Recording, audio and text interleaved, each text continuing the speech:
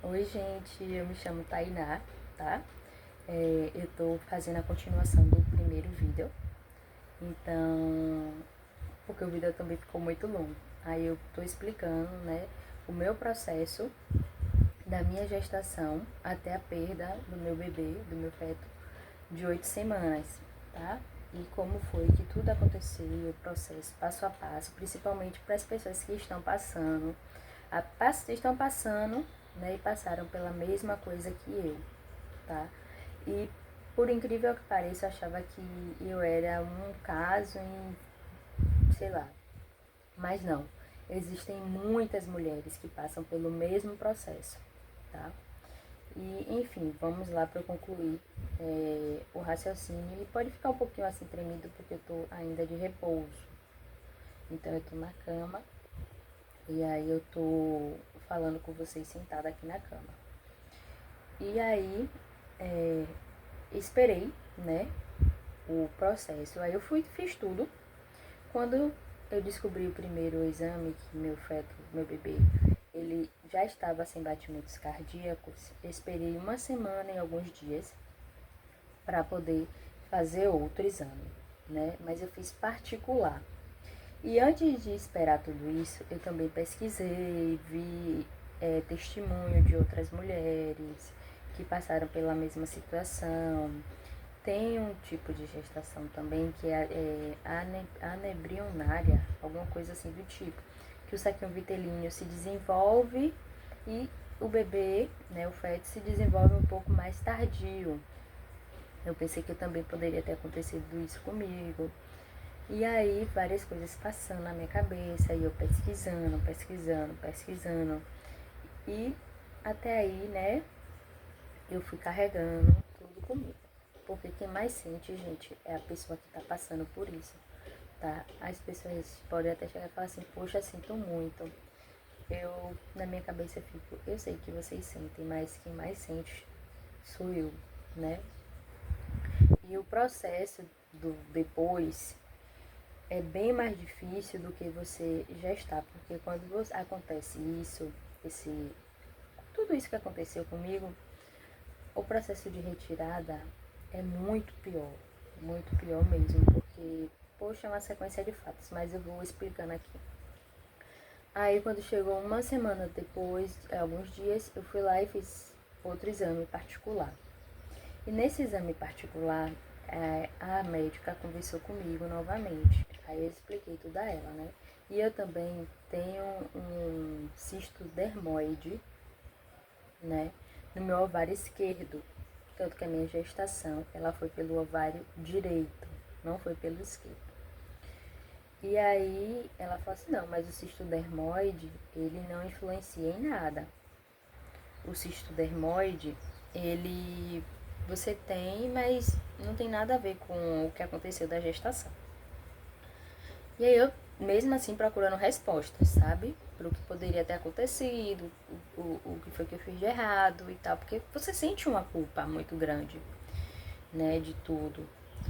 E aí eu peguei, e aí ela conversando comigo, ela falou assim, ó, eu te aconselho a amanhã, sem falta, ou hoje ainda, você ir numa maternidade procurar um ginecologista obstetra de urgência para eles verem o que é que pode ser feito, né?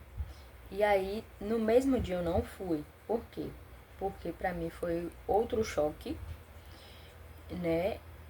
Daquele mesmo resultado que eu já tinha tido e que, querendo ou não, você tem a esperança de chegar lá e que Deus vai fazer um milagre e que vai estar tudo certinho, batendo e você simplesmente vai sair com o resultado errado, né? Da outra pessoa. Mas e ainda também eu tinha que atender meu paciente da noite. Aí se eu fosse pra lá, possivelmente eu já sabia que eu iria ficar internada e que eu não iria dar conta de atender meu paciente da noite. Aí eu falei, não, eu fiz o seguinte, eu fui pra casa, atendi meu paciente, conversei com as meninas da empresa que eu trabalho e falei com elas que no outro dia eu não iria poder trabalhar, que eu iria resolver essa questão. né? Conversei com o pessoal da faculdade também, com o professor, expliquei a ele, mandei foto pra ele do resultado do exame, tudo direitinho. E aí ele pegou e me liberou. Quando chegou lá, quando foi no dia 14, isso foi no dia 14, aí eu peguei e fui. Então praticamente foi um mês, não foi um mês não, isso foi, quando eu fui, sabe que dia foi? No dia 21, que eu fui desculpa, que eu fui para hospital, para maternidade. Então eu fiquei do dia 14 até praticamente o dia 20 sem esperando, né? E aí eu peguei e fui. Quando cheguei lá, para conversar com eles, levei todos os exames que eu fiz, aí eles passaram de novo a mesma bateria de exames, né? Aí eu fiz exame de sangue, fiz transvaginal, fiz tudo. Meus exames. Aí quando eu fui ter o resultado dos exames, já era 6 horas da noite, sendo que eu cheguei lá 10 horas na maternidade daqui da minha cidade. Aí quando saiu o resultado, ela falou pra mim na hora, ela falou assim, ó, infelizmente, realmente não tem batimentos cardíacos e eu vou precisar lhe internar pra gente poder fazer a curetagem. Eu tenho um paciente que ele já fez medicina, então ele já tinha me explicado mais ou menos como era o processo de curetagem. Eu imaginava que eu iria ser sedada, né, que eu perguntei lá, tudo, falei, ó, eu quero passar por tudo isso, mas eu não quero sentir dor, tá? Eu não quero sentir dor porque já é muito traumático tudo isso pra mim e ainda sentir dor só piora mais ainda. Então, eu quero que seja um processo leve, mas que eu também não veja nada e não sinta nada. E assim foi feito, né? No dia 22, se eu não me engano, eu fui, pedi para meu irmão ir, não pedi para meu marido ir, porque meu marido iria ficar muito abalado, muito nervoso, e naquele momento eu precisava de uma pessoa que me tranquilizasse, que me deixasse à vontade para estar fazendo, querendo ou não, aquele procedimento que já era dolorido para mim. E eu, todo momento, eu sempre transpareci isso aqui, ó, que vocês estão vendo, sabe? Ter a consciência de que tudo é na vontade de Deus, sabe? Tudo é na vontade de Deus. Toda vez que quando vinha uma vontade de chorar, de me questionar, eu sempre me pegando a Deus, falando não. Se isso está acontecendo é porque Deus está preparando algo para mim no futuro que vai ser algo mais tranquilo, algo mais, sabe, organizado. Porque, querendo ou não, quando eu descobri, a gente não teve um tempo para se organizar. E agora que eu sei o quanto eu quero ser mãe, eu consigo, pelo menos, me organizar para poder estar fazendo isso da melhor maneira. Porque, querendo ou não, gente, é custos, exames, né? Porque nem tudo você consegue pelo SUS. Então, são custos. E acaba que os custos de uma coisa, de outra, fica muito alto. Apesar que meu trabalho é um trabalho muito bom. Eu pago meu INSS, minhas coisas tudo certinho. Eu tenho minha empresa, estou me formando. Então, eu tenho uma estabilidade financeira, querendo ou não, boa. Mas precisa estar, não boa, precisa estar perfeita, né? De certa forma, porque uma criança, quando ela vem ao mundo, ela exige de você tempo. E isso era o que eu não tinha e era o meu maior medo, né? Ser mãe e não ter tempo para ser mãe. Mas enfim. Aí eu fui fazer, aí me internei nesse mesmo dia, pedi para meu irmão ir ficar comigo. E aí quando deu umas 11 horas, 10 e pouca da noite, eu fiz a primeira curetagem, né? Ela introduziu uma medicação lá na vagina para dilatar o útero, porque meu aborto ele ficou retido. Eu não tive sangramento, não senti dores, não senti nada, absolutamente nada. Se eu não fosse fazer essa ultrassom, até hoje eu ia estar com o feto dentro de mim sem saber, sem nada.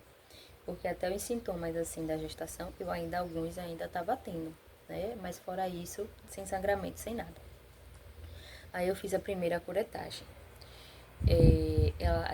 Ela me sedou, depois fui pra sala de cirurgia, ela me sedou, fez a sugação lá e fez a retirada do feto. Não sei se era ao certo menino ou menina, mas eu acredito que fosse uma menina, né? E fez tudo, aí eu voltei pra sala, né? Acho que foi pra. Eu esqueci agora, porque foi tanta coisa. Pra. Como é que fala? Acho que é ambulatório, não. Pra onde quando as mulheres têm o parto, elas descem pra sala e ficam lá. Acho que é ambulatório, não me recordo muito. Aí eu fiquei com essas mulheres. E que, tipo, querendo ou não, pra mim também foi um pouco desconfortável. Porque eu tinha acabado de perder meu bebê e eu fui pra uma sala de mulheres que todas elas tinham parido. E eu lá, com um aborto, né? Mas querendo ou não, eu tentei me apegar a outras coisas. E aí, querendo ou não, por um lado foi legal, porque eu ficava vendo aqueles bebezinhos lá bonitinhos e eu achava bonitinho, porque querendo ou não, eu estava triste, mas eu fiquei feliz de ver aquelas outras pessoas felizes, sabem? Vivendo o momento delas, porque eu tenho isso em mim, não é porque eu passei por isso que eu acho que a outra pessoa não deva viver. Ela tá vivendo o processo delas, que Deus deu para elas, tá vivendo aquele momento e o meu um dia vai chegar, só não foi agora. E quando. Aí tá, eu fiz depois dos exames e ainda ficou resquícios lá dentro do meu útero. E aí quando chegou no outro dia, né, sendo que você faz transvaginal de novo, você não faz exame de sangue, mas o transvaginal você faz de novo. E eu só em 4 dias que eu fiquei internada. Eu fiz desses 4 dias, eu fiz 3 transvaginal. Sendo que depois do procedimento você tem que fazer o transvaginal de novo. E você já tá com o útero sensível, aí você tem que fazer de novo. E é uma dor surreal. Surreal, mas dá pra aguentar. Aí quando chegou no outro dia, né, eu fui lá e fiz de novo. Hoje é 27, isso foi no dia 25, 24. Dia 24 eu fui e fiz de novo o mesmo procedimento de curetagem. Aí foi lá, foi anestesiada, tudo direitinho. Pedi pra ela para que eu não visse nada de novo, que já era o segundo procedimento, que eu já estava cansada de estar ali naquele ambiente, que pra mim já estava sendo muito. E tipo, quando chegou depois do procedimento, tem mais o descaso de que você tem que dar espaço para uma pessoa que tá tendo bebê. Então, querendo ou não, ele te deixa no corredor, né? Ele não te bota numa sala para que você fique ali. Ele te larga no corredor e espera até uma pessoa para descer com você acho que é para ambulatório mesmo, alguma coisa assim. Aí eu fiquei esperando ali, dali já começou a vir um mix de emoção, eu comecei a chorar, porque eu não queria ficar ali sozinha. Eles não deixam um acompanhante ficar com você. Você fica ali sozinha, aí eu comecei a chorar. Aí eu falando, moça, eu quero sair daqui, eu não quero ficar aqui, eu quero ficar com o meu acompanhante. Eu não quero ficar aqui nesse corredor sozinha e tal. E aí uma moça veio e falou assim, não, peraí que eu vou lhe ajudar. Aí rapidinho o pessoal me desceu, né? Desceu comigo. E aí eu fui pra uma sala, né? Não pra sala que eu tava mais com aqueles bebezinhos. Já me transferiram para outra sala que tinha outras mulheres, mas que estavam com diversos casos. Uma com mioma, outra que estava com um líquido no útero, mas tipo nenhuma assim em processo de parto, nem nada do tipo, que querendo ou não foi mais tranquilizante para mim. De certa forma foi mais leve, né, de estar ali naquela situação. E aí, e eu ali, né, aí eu pedi pra. Aí quando chegou no outro dia eu falei, ó, eu aqui eu não quero ficar mais, eu já quero ir embora. Se ela não me der minha alta, eu vou assinar minha alta. Aí a médica foi, conversou comigo e aí daí ela já me deu alta, né? Foi foi um processo muito cansativo, foi um processo muito dolorido, né? Não dolorido em questão de dizer que foi dolorido o procedimento, mas é doloroso tudo que você passa, né? Porque quando você engravida, você cria um afeto, né? Você cria Foi como meu professor falou pra mim. Eu só percebi que você estava grávida porque você estava na posição de proteção. Então, quando a mulher fica grávida, querendo ou não, ela passa a proteger a barriga. É sem pensar que você faz isso, mas é de fato, você passa a ficar mais, não sei se a palavra tá certa, recolhida, acolhida, assim. Né? Você fica numa posição mais, sabe, de proteção. E aí, eles me deram alta e aí eu vim pra casa. E aí eu tenho 2 dias já em casa. Só que eu tô na cama mesmo, de repouso, aí eu levanto, como um pouquinho, deito. Mas enfim, para finalizar o vídeo, para concluir esse segundo vídeo, queria dizer para vocês que estão passando pela mesma situação que eu passei, que vocês não estão sozinhas, tá? E que existem milhares de mulheres que passam pela mesma situação e que é doloroso, principalmente o processo de retirada, que é doloroso, que você sente isso tudo sozinha. Eu sei que as outras pessoas sentem junto com você, mas quem mais sente é você que tá ali passando por tudo isso, porque o bebê tá dentro de você. Então, não se sinta culpada, tá? Eu tento não me sentir culpada todos os dias. Não se sinta culpada, porque às vezes é um processo mesmo de formação do feto, que ele não consegue se desenvolver, por mais ele é bem novinho, o nosso corpo às vezes, mesmo que a gente dê todas as vitaminas para ele, muitas vezes não supre a necessidade que ele precisa. Então, não se sinta culpada por isso. E se não foi dessa vez, você faz tipo, que nem eu botei na minha cabeça. Agora que eu sei que eu quero, né, eu vou cuidar mais da minha saúde, vou refazer vários exames, vou cuidar desse ovário meu que eu tenho, que ele é policístico, vou cuidar dele mais do que eu já cuidava antes, que eu sempre tive uma preocupação muito grande para isso não virar um câncer.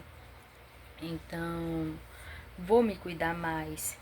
E depois de 3 meses, 4 meses, 2 meses, que seja, aí eu vou e tento fazer outro bebezinho de novo. Né? Possa ser que o processo possa ser mais demorado, possa ser que o processo seja mais rápido, igual. E outra coisa, gente, também, que foi o que meu irmão conversou comigo e que depois eu fiquei na minha cabeça, eu conversei com meu marido também. Na emoção, né, quando você descobre logo sua gestação, você quer contar para todo mundo. Eu contei para minha sogra, contei para minha mãe. Aí meu marido saiu contando, porque o homem, quando ele fica feliz, ele sai contando para todo mundo. E aí ele também contou para algumas outras pessoas. E depois que, tipo, que eu vi que muita gente já estava sabendo, eu peguei e contei para minha família. Mas, assim, não, principalmente nos primeiros meses. Espere pelo menos ter 5, 6 meses, que aí vocês contam. Por quê? Não tô falando de questão de inveja, não tô falando de questão de nada disso. Mas às vezes, quando você tá muito feliz, tem outras pessoas também querendo estar vivendo uma felicidade igual ao que você tá vivendo. Tem uma mãe também querendo ter um neto. Então, isso acaba que atrapalha, sabe? Porque energia, eu digo pra você, energia é algo pesado, pesado, porque ou ela é boa ou ela é ruim disfarçada de boa. Então foi isso que eu falei pra ele. Eu falei, ó, dessa vez quando eu engravidar de novo, eu não vou contar. Eu só posso contar assim a minha mãe, que eu sei que ali é uma pessoa que se eu falar pra ela e pra meu pai, não conte a ninguém. Eles não contam, o mundo pode estar caindo, as pessoas podem estar dizendo, ela tá, eles vão dizer, ela não está. Entendeu? Mas tipo assim, fora isso, eu não vou contar a ninguém, porque assim, ó, também tem a questão da preocupação excessiva, né? Que acaba também, que deixa a outra pessoa estressada, pelo menos a mim. E, tipo, por um lado, pelo lado da minha família, não tanto. Mas pelo lado da família do meu marido, o pessoal lá tinha muita preocupação excessiva comigo. Quando eu falo excessiva, todo dia perguntava, todo dia mandava mensagem, todo dia era isso, todo dia era aquilo. E tirando que quando você está no seu processo de gestação, que as pessoas também querem dar palpite, querem se meter no que é que você tem que fazer, querem dizer como você tem que fazer. E isso pra mim, principalmente, não sei para as outras pessoas, isso me estressa. Isso eu não gosto de pessoas que ficam dando palpite demais no que é que eu tenho que fazer, porque cada um passa seu processo da forma como tem que passar ou quer passar. E eu queria que o meu processo fosse um processo tranquilo, né? Eu queria que meu bebê viesse com tudo que ele pudesse ter, mas não com luxo, porque eu não queria que ele tivesse luxo, eu queria que ele tivesse amor, carinho, mas as coisas essenciais para que um bebê tivesse, né? Então, aí eu queria fazer coisas assim, assadas, isso o que.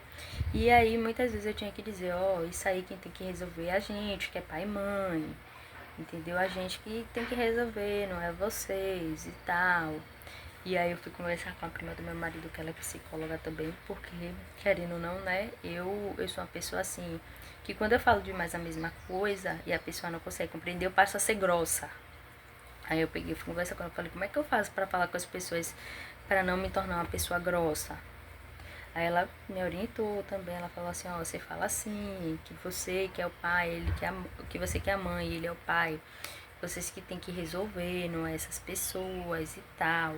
Que as pessoas passam a se tocar. E muitas vezes, mesmo você falando isso, as pessoas não passam a se tocar não, viu, gente?